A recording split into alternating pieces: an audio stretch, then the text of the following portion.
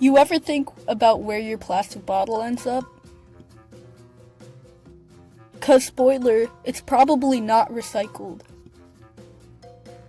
Every minute, a truckload of plastic gets dumped into the ocean.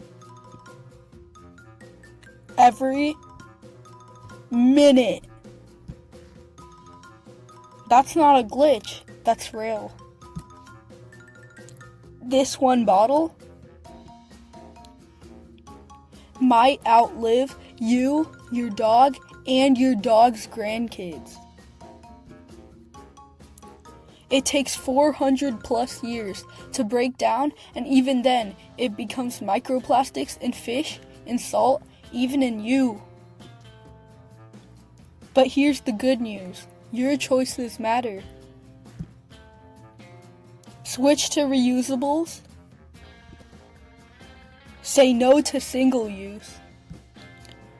Share stuff like this. You don't have to be perfect to help the planet.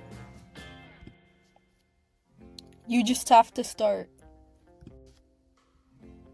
Follow PlanetWise for more no BS content.